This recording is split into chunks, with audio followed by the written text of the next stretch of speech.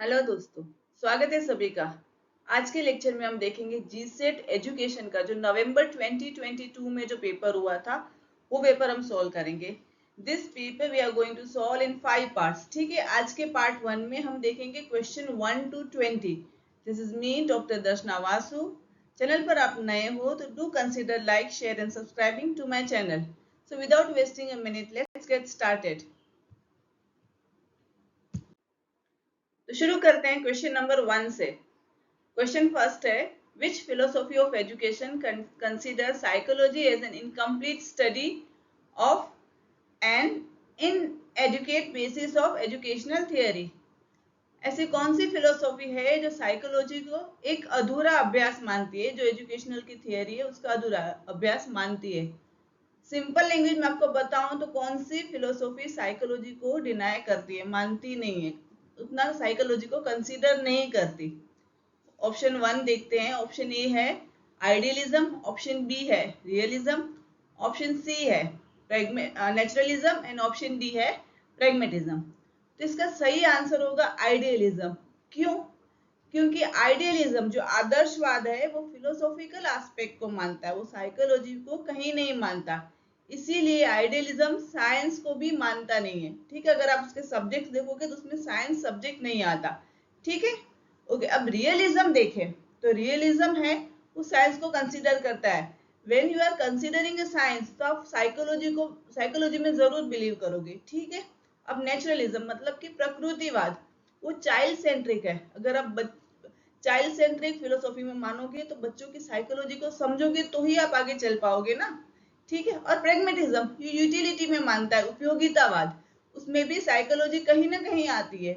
तो idealism is the philosophy, आदर्शवाद वो philosophy है जो साइकोलॉजी को नहीं मानती। ठीक है, let us see the answer. Okay, the correct answer is a.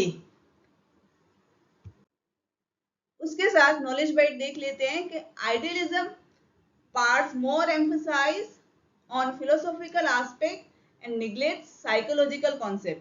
philosophical aspect को ज्यादा मानता है आदर्शवाद और साइकोलॉजी को वो डिनाई करता है।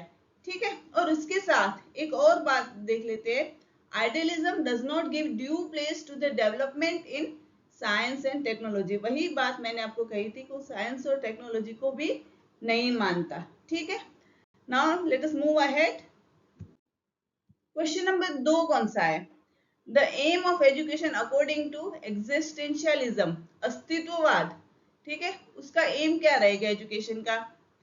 फर्स्ट वन, ए है ऑब्जेक्टिव नॉलेज, बी है adaptation to practical life, C a good understanding of world outside, ठीक है, एंड डी है humanitarian and humanistic self realization. ना एग्जिस्टेंस की बात जो करता है, अस्तित्व की बात, हमारे अस्तित्व की बात करेगा, ह्यूमन अप्रोच में मानेगा, वो सेल्फ अप्रोच में ही मानेगा। ठीक है, तो according to that option D सही होगा। अब ऑप्शन ए क्या बोल रहा है? Objective knowledge. वो ऑब्जेक्टिविटी की बात नहीं करता। ऑब्जेक्टिविटी की बात कौन करता है? रियलिज्म। ठीक है, अब बी ऑप्शन देख लेते हैं, adaptation to practical life. Practicality की बात कौन करेगा? वो करेगा प्रैग्मेटिज्म। ठीक है, सी है अ good understanding of world outside, बाहर की दुनिया की बात करेगा, वो करेगा नेचुरलिज्म। बट ह्यूमैनिटी की और सेल्फ की बात करेगा, वो है एग्जिस्टेंशियलिज्म, अस्तित्ववाद। मेरा खुद का अस्तित्व कब मैं प्रूव कर पाऊंगी? जब मैं सेल्फ की बात मानूंगी। ठीक है, जब ह्यूमैनिटेरियन अप्रोच, एक मानवतावादी अप्रोच में मानूंगी तो ही ये अस्तित्ववाद का ध्येय रहेगा। ठीक है, let us see the answer. So the correct answer is answer D. Now let us move ahead. ये है knowledge byte, father of existentialism. ठीक है, आप इसका स्क्रीनशॉट इफ यू वांट आप ले लीजिए, सोरेन किरकेगार्ड। ठीक है, अब एम क्या रहेंगे? आप एम में देखिए, कहीं ना कहीं ऑथेंटिक सेल्फ की बात होगी, पर्सन की बात होगी, इंडिविजुअल की बात होगी। मतलब कह सकते हैं कि existentialism it's quite a tongue twister. अस्तित्ववाद हम बात करें, अस्तित्ववाद जो है वो है सेल्फ की, खुद की बात करेगा, खुद पे ही कहीं ना कहीं कॉन्सेंट्रेट करेगा। ठीक है, ये है उसके एम्स, आप देख लीजिए उसको, मे बी वो नेक्स्ट ईयर कभी क्वेश्चन में वो भी आ जाए। ठीक है, okay, let us move ahead. इसी के साथ क्वेश्चन 3 देखते हैं अब हम। The process by which children develop habits, skill, values and motives that make them responsible productive members of society is called. Option A है सोशलाइजेशन, ऑप्शन बी है mainstreaming, option C है inclusion and option D है differentiation. Option A सामाजिकीकरण, B option है मुख्य प्रवाहीकरण, option C है समावेशन and option D है विभेदीकरण। ठीक है, अब क्लासरूम में जब आप बच्चों में एक हैबिट्स, स्किल डेवलप करना, आप उसको ग्रुप में एक्टिविटी कराते हो ताकि बच्चा रिस्पॉन्सिबल बने, एक सोसाइटी का प्रोडक्टिव मेंबर बने। ठीक है, अब जहां भी बात सोसाइटी की आएगी तो वो प्रोसेस को क्या कहा जाएगा, प्रोसेस को कहा जाएगा सोशलाइजेशन। ठीक है, तो यहाँ पे आंसर ए जो है वो सही होगा। मेन स्ट्रीमिंग की तो कोई बात ही नहीं है क्योंकि हम हैबिट्स और स्किल की बात कर रहे हैं। ठीक है, एक सोसाइटी में एक बच्चे की एक रिस्पॉन्सिबल बनाने की बात कर रहे हैं। इंक्लूजन की भी बात नहीं, इंक्लूजन में आप सभी को इंक्लूड करोगे। रेगुलर मेन स्ट्रीम जो स्कूल है, ठीक है, उसमें आप गर्ल चाइल्ड को भी इंक्लूड करोगे, बच्चे जिसको डिसेबिलिटी है, ठीक है, माइनॉरिटी की कम्युनिटीज है, उनको भी आप सेम स्कूल में इंक्लूड करोगे, तो वो होता है इंक्लूजन। तो वो तो बात यहाँ पे कहीं है नहीं। डिफरेंशिएशन जो विभेदीकरण है, ठीक है, उसकी भी बात नहीं है क्योंकि यहाँ पे तो एक रिस्पॉन्सिबल और प्रोडक्टिव मेंबर की बात हो रही है जो सोसाइटी का बने। ठीक है, तो यहाँ पे आंसर होगा सोशलाइजेशन। ठीक है, let us see the answer. So correct answer is answer A. Now let us move ahead. Now let us see question number 4. The best adjustment of liberty and equality can be achieved in the regime of option A liberalism मतलब कि उदारतावाद, option B है socialism समाजवाद, option C है idealism मतलब कि आदर्शवाद and option D है democratic socialism मतलब कि लोकशाही समाजवाद। अब लिबर्टी की और इक्वालिटी की जब बात होती है, हमारा देश है भारत, लोकशाही देश है, सभी को लिबर्टी है, सभी को फ्रीडम है, उसके साथ सबको इक्वालिटी भी है, सबको समानता भी है, कोई धर्म में भेदभाव नहीं है, कोई ऊंच नीच नहीं है। ठीक है, तो जब लिबर्टी की और इक्वालिटी की, स्वतंत्रता और समानता की बात आए तो तब बात आएगी डेमोक्रेटिक सोशलिज्म की मतलब कि लोकशाही समाजवाद की। तो यहाँ पे आंसर जो होगा वो ऑप्शन डी सही होगा, दैट इज लोकशाही समाजवाद। Okay, now let us move to question number 5. Preamble to the Constitution of India mention different type of liberty for the people of India. Which types of liberty out of this have direct bearing to practitioner in the field of education?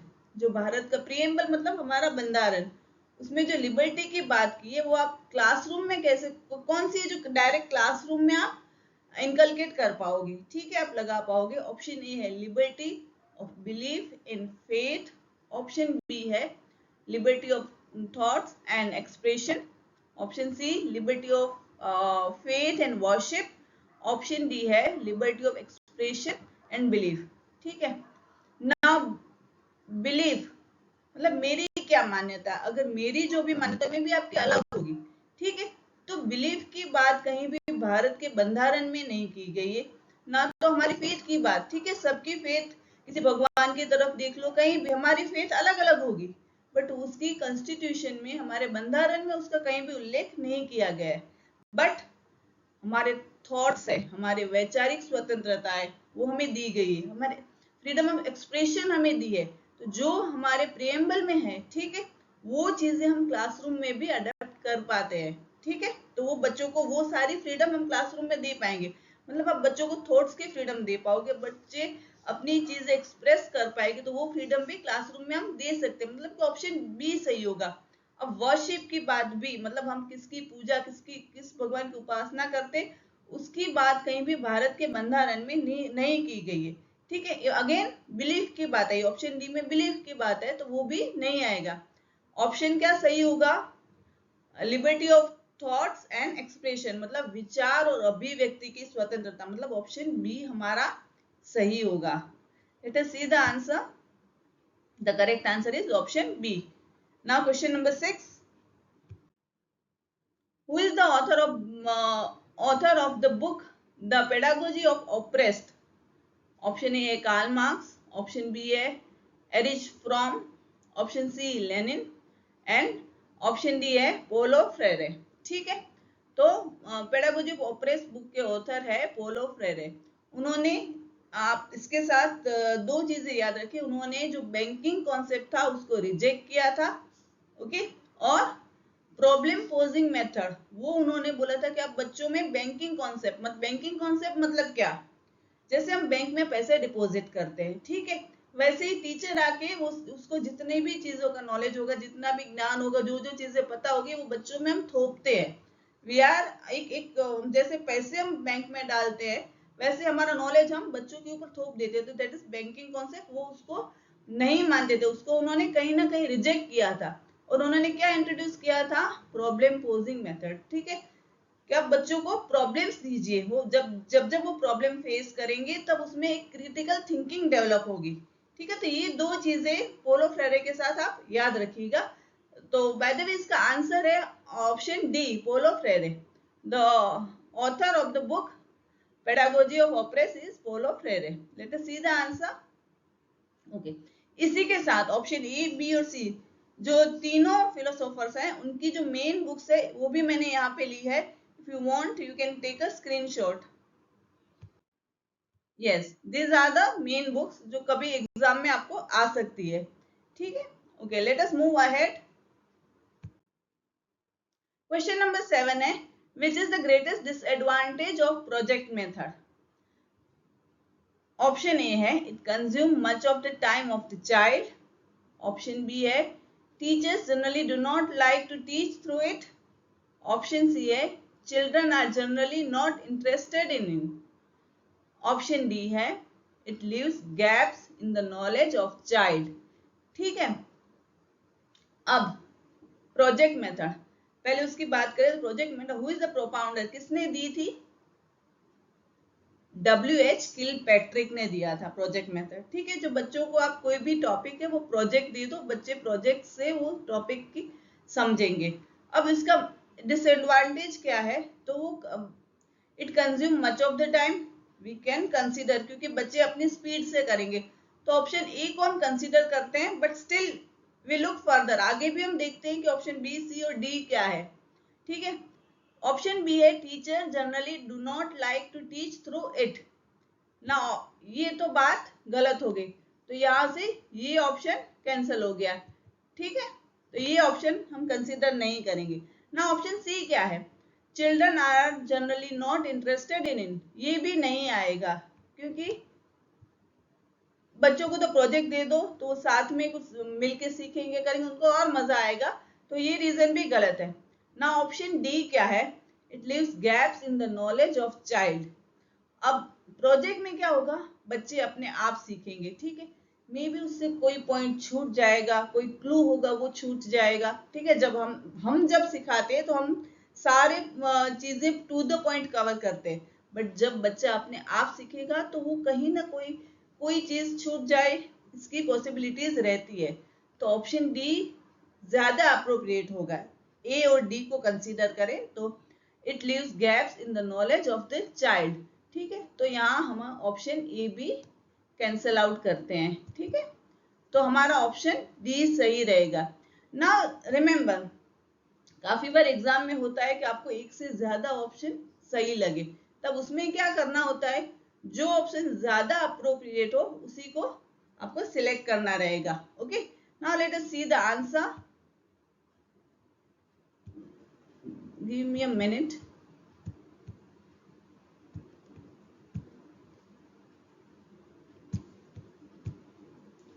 तो correct answer है option D. ठीक है, now let us move ahead. Question number 8. Islamic tradition in education lays stress on inculcation of which of the values? कौन से values, कौन से उपदेश पे, ज्यादा मूल्यों पे वो ज्यादा भार देता है इस्लामिक परंपरा। ठीक है, तो फर्स्ट वन है equality and equity, option B है freedom and discipline, option C है humanity and nobility, option D है quality and excellence. Islamic education ज्यादा भार देता है ह्यूमैनिटी एंड नोबिलिटी, मतलब कि आंसर सी हमारा सही होगा। Let us see the answer. Correct answer is answer C. Question number 9। Now let us see question number 9. In the eightfold noble paths given by Buddha, which of the following is the basis of right knowledge? ठीक है, बुद्ध के जो अष्टांग मार्ग थे उसमें right knowledge, ठीक है, सम्यक ज्ञान में कौन कौन से उसके बेसिस थे? ऑप्शन ए है right speech and right action, सम्यक वाणी और सम्यक क्रिया। ऑप्शन बी है right action and right living, सम्यक कार्य और सम्यक जीवनी। Option C right thoughts and right concentration, सम्यक विचार और सम्यक एकाग्रता। ऑप्शन डी है right faith and right resolve, मतलब सम्यक विश्वास और सम्यक निराकरण। तो राइट नॉलेज में, ठीक है, नॉलेज में आएगा option D right faith and right resolve. अब इसके अलावा हम देख लेते हैं right speech, right action, right living, right concentration, right thoughts, मतलब ऑप्शन ए बी सी वो किस में आएंगे। तो पहले तो देख लेते हैं, this is the right answer D, ठीक है, करेक्ट आंसर इसका डी रहेगा। राइट नॉलेज में आएगा राइट फेथ और राइट रिजोल्व। बट इसके और जो दो पैरामीटर्स है वो भी मैं आपके साथ यहाँ पे शेयर कर देती हूँ। यस, एथिक्स, ठीक है, एथिक्स में क्या आएगा? राइट स्पीच जो दिया था, राइट स्पीच और राइट एक्शन, या तो फिर राइट लाइवलीहुड, वो आएगा एथिक्स में, ठीक है। मेडिटेशन में जो होगा वो होगा right effort, right mindfulness and right concentration, वो आएगा मेडिटेशन के अंदर। और विजडम, विजडम मतलब नॉलेज, नॉलेज और विजडम दोनों एक ही चीज है, उसमें आएगा right view and right resolve. वहां पे व्यू में आई थिंक वहां पे फेथ था, ठीक है, तो वो भी दोनों सिमिलर सिनोनिम ही है, सिमिलर वर्ड्स है, ठीक है। तो ये तीन पैरामीटर्स है जिसमें आपको डिफरेंशिएट करना है उनकी वैल्यूज को, ठीक है। If you want you can take a screenshot of this. Now let us move ahead. Question number 10. Which of the following concept of education accept the Vedanta philosophy? Select the appropriate code. Vedanta philosophy किसको मानती है? Number 1 है awakening of all cues. कौन से cues है? कौन से Q मतलब क्वोशंट, कौन से? IQ इंटेलिजेंट क्वोशंट, EQ मतलब emotional quotient, and SQ that is spiritual quotient, ठीक है। उसकी बात करती है, उस तीनों को जगाने की बात करती है। ऑप्शन बी है वोकेशनलाइजेशन ऑफ एजुकेशन, हमारा शिक्षण है उसका व्यवसायीकरण करने की बात करती है। इंक्लूसिव एजुकेशन मतलब सभी को एजुकेशन, हमारी जो मेन स्ट्रीम है उसमें सभी को समावेश करने की बात करती है। या क्वेश्चन नंबर 4 है एजुकेशन फॉर ऑल, सभी के लिए शिक्षण की बात करती है। नाउ ऑप्शन ए तो सही है, ठीक है, तो ए तो सही है, मतलब ए सी और डी हमारा ऑप्शन आएगा। अब वोकेशनलाइजेशन ऑफ एजुकेशन मतलब हम एजुकेशन को एक व्यवसायीकरण कर दे, तो वो बात वेदांता फिलोसॉफी कभी कहीं नहीं करती। उसके जो जो एम्स है उसमें वो आएगा ही नहीं, ठीक है। तो क्वेश्चन नंबर 2 है, वो जहां जहां होगा वो हमारा कैंसल आउट हो जाएगा, मतलब हमारा ए ऑप्शन नहीं रहेगा, हमारा ऑप्शन बी है वो भी नहीं रहेगा, हमारा ऑप्शन डी है वो भी नहीं रहेगा। तो अकॉर्डिंग टू दैट हमारा सी जो ऑप्शन है वो सही रहेगा, ठीक है। जब एक से ज्यादा ऑप्शंस आपको हो ना, जैसे क्वेश्चन में आपको 1 2 3 4 दिए, तो आप एलिमिनेशन से कीजिए, कौन सी चीज कौन सा ऑप्शन नहीं आएगा उसको आप कैंसिल आउट कर देते, उसके अकॉर्डिंगली आप कोड देखिए तो आपका क्वेश्चन इजीली बन जाएगा। तो अकॉर्डिंग टू दैट हमारा ऑप्शन सी होगा, वो सही होगा। Let us see the answer. The correct answer is answer C, ठीक है। ये है एम्स, ठीक है। कौन कौन से एम्स है वेदांता फिलोसॉफी के? Education must aim physical, mental और मोरल डेवलपमेंट। फिजिकल, मेंटल और मोरल डेवलपमेंट की बात करता है, हमारी हेल्दी बॉडी और हेल्दी माइंड की बात करता है, हमारे ओवरऑल डेवलपमेंट की बात करता है, सेल्फ अवेयरनेस की बात करता है, और मेंटल हेल्थ की बात करता है। हमारा एजुकेशन को वोकेशनलाइजेशन करने की कहीं बात नहीं आती, ठीक है। Now let us move ahead. Question number 11. Yashpal committee report is titled as learning by doing. Learning through examples, learning without burden और कोऑपरेटिव लर्निंग। तो यहाँ पे बहुत इजी क्वेश्चन है, सभी को पता ही होगा कि लर्निंग विदाउट बर्डन उसका टाइटल था, जो रिपोर्ट थी उसका टाइटल था option C, learning without burden. मतलब बच्चों को ज्यादा बर्डन नहीं देना है हमें, वो इसका टाइटल था। तो यहाँ पे ऑप्शन सी सही है। ठीक है ना। इसी के साथ मेरा एक क्वेश्चन है, in which year Yashpal committee report was publish. इसका आंसर आपको कमेंट सेक्शन में देना है। ठीक है ना। Question number 12, the expenditure as envisaged in national policy of education 1986 on education was dash of national income। ठीक है। अब हमारा एजुकेशन के ऊपर जो खर्च होता है वो हमारा नेशनल इनकम के कितना परसेंटेज होना चाहिए, वो राष्ट्रीय मतलब एनईपी 1986 में जो पॉलिसी आई थी उसमें बोला था। ठीक है। तो ऑप्शन ए है 6%, ऑप्शन बी है 7%, ऑप्शन सी है 4% एंड ऑप्शन डी है 5%।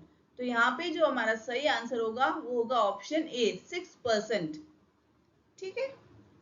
Now this are the some factual knowledge जो आपको पता होना चाहिए, ये चीजें आपको रट लेनी है। ठीक है। Question number 13, the national knowledge commission laid down guidelines for the betterment of elementary education, प्रारंभिक शिक्षण, ऑप्शन बी सेकेंडरी मतलब कि माध्यमिक शिक्षण, ऑप्शन सी प्री प्राइमरी पूर्व प्राथमिक शिक्षण, या डी हायर एजुकेशन मतलब उच्च शिक्षण। जो राष्ट्रीय ज्ञान आयोग आया था, ठीक है, 2005 में आया था, और किसके चेयरमैनशिप में आया था, श्याम पित्रोड़ा की चेयरमैनशिप में। ठीक है। उन्होंने किस पे ज्यादा कौन सा सेक्टर ज्यादा उभारने की बात की है, तो उसमें आएगा हायर एजुकेशन।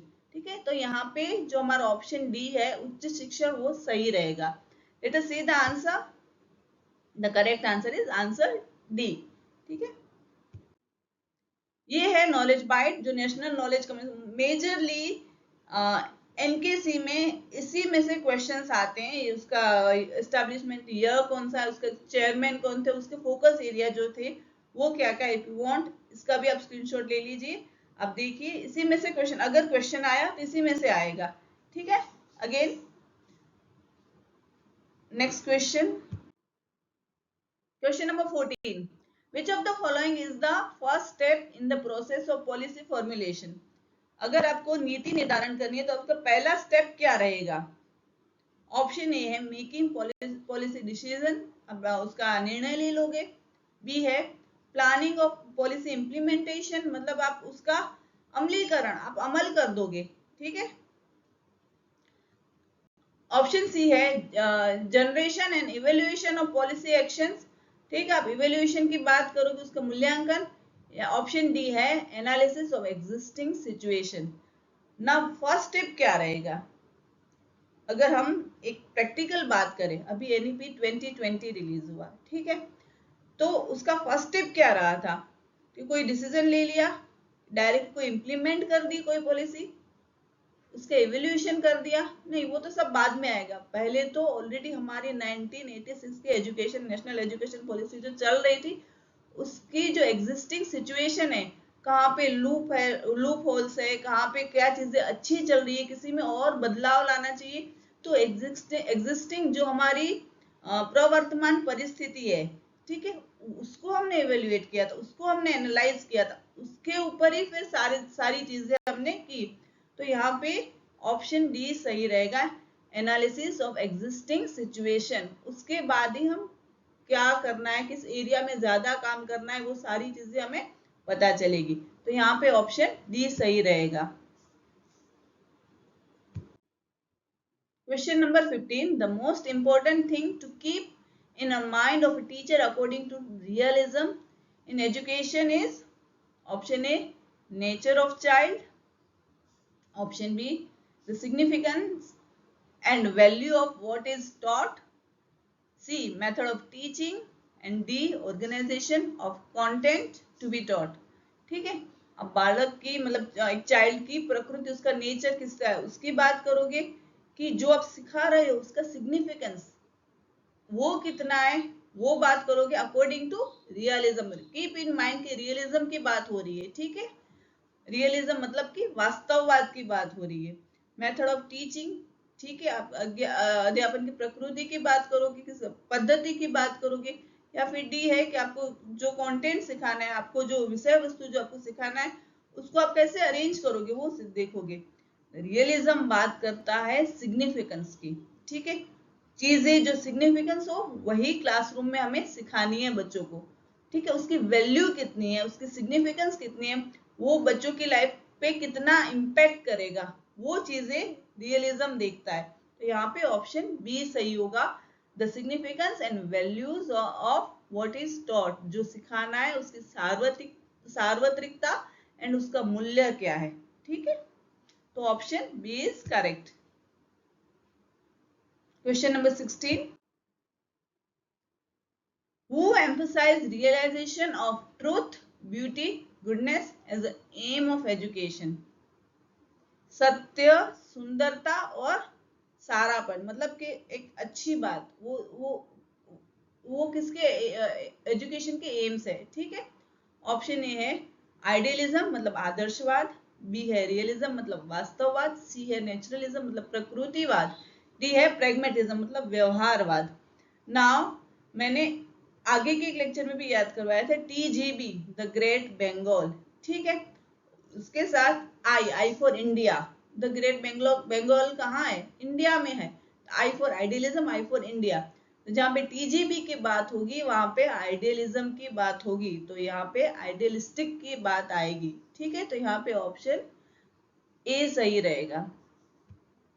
मैंने ये कैसे याद किया था, when I was appearing for exam, the TGB, हमारे वेयर आई यूज्ड टू से स्टे, वहां पे TGB करके एक बेकरी है, ठीक है। वो उसके केक्स ज्यादा पसंद है मुझे, तो मैंने द TGB आई लाइक, ठीक है। The TGB and I for idealism, तो मैंने ऐसे करके याद है। छोटी छोटी ट्रिक्स होती है, जैसे भी जो भी चीजों को आप, ठीक है, ये फिलोसॉफी के आस्पेक्ट कभी कभी इतने भारी हो जाते हैं ना, तो हमें याद नहीं रहते। वो छोटी छोटी चीजों को आप अपनी लाइफ से कनेक्ट कर लोगे ना, तो सारी चीजें आपको इजीली मेमोराइज हो जाएंगी, अच्छे से याद रह जाएंगी, ठीक है। तो आपके अपनी ट्रिक्स लगा दो, बट चीजें याद जरूर कर लेना। नाउ क्वेश्चन नंबर 17, ठीक है। आइडियलिज्म किसकी बात करता है, this is knowledge byte for you. Self realization की बात करेगा, आइडिया की बात करेगा, माइंड की बात करेगा। रियलिज्म बात करेगा साइंटिफिक अप्रोच की, प्रॉब्लम सॉल्विंग की और प्रैक्टिकलिटी की बात करेगा, ठीक है। प्रैग्मेटिज्म बात करेगा प्रिंसिपल ऑफ यूटिलिटी की। नेचुरलिज्म बात करेगा नेचर की, ये चाइल्ड सेंट्रिक फिलोसॉफी है, ठीक है।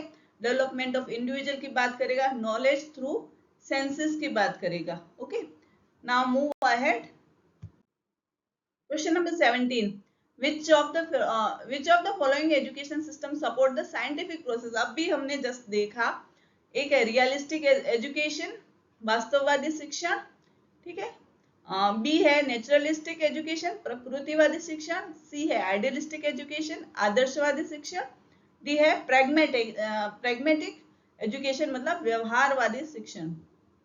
साइंटिफिक अप्रोच की बात आए तो रट्टा मान लो रियलिज्म आएगा, रियलिस्टिक एजुकेशन आएगा, रियलिस्टिक फिलोसोफर्स आएंगे, रियलिस्टिक एजुकेशन आएगा, ठीक है। तो मतलब कहीं ना कहीं साइंस मतलब रियलिज्म, बस वो चीज आपको याद कर लेनी है। तो यहाँ पे ऑप्शन ए सही होगा, okay. Now question number 18, which of the following is not true according to rubrics, ठीक है।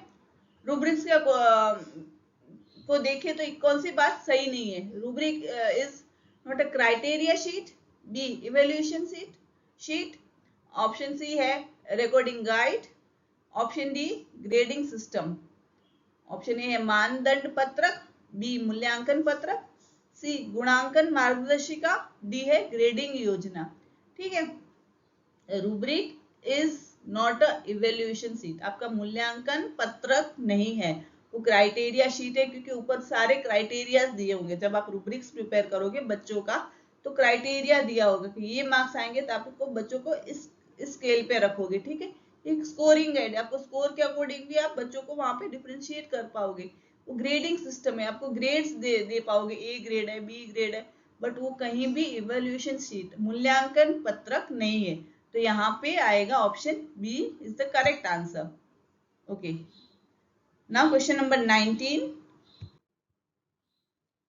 In which 5-year plan recognize the importance of human capital? कौन सा पंचवर्षीय प्लान जो मानव मूडी को इंपॉर्टेंस देता है? जो हमारे पंचवर्षीय प्लान आए थे उसमें ऑप्शन ए है 4th 5-year plan, option B है 5th 5-year plan, option C है 6th 5-year प्लान या ऑप्शन डी है 7th 5-year प्लान। चौथी पंचवर्षीय योजना, पांचवी पंचवर्षीय योजना, छठी पंचवर्षीय योजना और 7वीं पंचवर्षीय योजना। तो यहाँ पे ये फैक्चुअल नॉलेज है, यहाँ पे ये चीजें आपको याद करनी होगी। इसका आंसर होगा D correct. Yes, 7th 5-year plan, उसमें ह्यूमन कैपिटल की बात की गई है। Now the last question is the universe is constantly evolving through सर्ग एंड प्रलय। This statement endorsed by which philosophy? कौन सी फिलोसॉफी ने सर्ग और प्रलय की बात की है? Option A Jainism, option B Buddhism, option C Sankhya या ऑप्शन डी वेदांता। सांख्य ने, याद रख लो, सांख्य ने सर्ग और प्रलय की बात की थी, तो यहाँ पे ऑप्शन सी सही होगा। यस, इसके साथ इसका सांख्य का फैक्चुअल नॉलेज है। I will see you that slide. तो सांख्य के साथ जुड़ी हुई नॉलेज बाइट हम देख लेते हैं। तो सबसे पुरानी फिलोसॉफी है, this is the oldest philosophy given by sage Kapila, Kapil ऋषि ने दी थी। उसमें पुरुष और प्रकृति की बात की गई है, लिबरेशन की भी बात करी है, मतलब इमांसिपेशन, हमारी मुक्ति की बात की गई है। और उसके साथ 3 गुण है जो सत्व, रजस और तमस, उसकी भी बात सांख्य फिलोसॉफी में की गई है। अब इसके साथ और बहुत सारी फिलोसॉफीज हैं, तो उसकी कौन सी फिलोसॉफी किसने दी है, तो वो मैंने कैसे याद किया था when I was appearing for exam. देखिए, सांख्य फिलोसॉफी सबसे पुरानी है, ठीक है। कितनी पुरानी है? सबसे, जितनी भी फिलोसॉफीज है उसमें सबसे ओल्डेस्ट वो है। फिर भी उतनी पुरानी होके भी उसकी जो सारी बातें हैं 3 गुना की बात आज भी हम करते हैं। इसमें तमस गुण ज्यादा हो गया, ये सत्व गुण की बात कर रहा है, ठीक है। तो ऐसी हम रूटीन लैंग्वेज में हम बात करते हैं। तो इतनी पुरानी फिलोसॉफी को हमने कस के पकड़ के रखा है, आज भी हमारी वैल्यूज में पकड़ के रखा है। नाउ कस के पकड़ना, क मीन्स कपिला, का स मीन्स सांख्य, ठीक है। और इतनी पुरानी, मतलब कि सबसे ओल्डेस्ट फिलोसॉफी है। तो ऐसी छोटी छोटी बातें, छोटी छोटी चीजों को कनेक्ट करके आप भी याद करने की ट्राई कीजिए, चीजें इजीली याद हो जाएंगी। अब इसके साथ बिफोर एंडिंग मैं आपको याद करा दूं, मैंने आपको एक क्वेश्चन दिया था, homework question, in which year Yashpal committee report was publish. इसका आंसर आपको कमेंट सेक्शन में देना है। इसी के साथ हमारा आज का लेक्चर एंड होता है, ठीक है। Thank you for watching. Please like, share and subscribe to my channel. कोई भी कमेंट हो तो डू लेट मी नो, ठीक है। मिलते हैं नेक्स्ट लेक्चर में। Till then bye bye.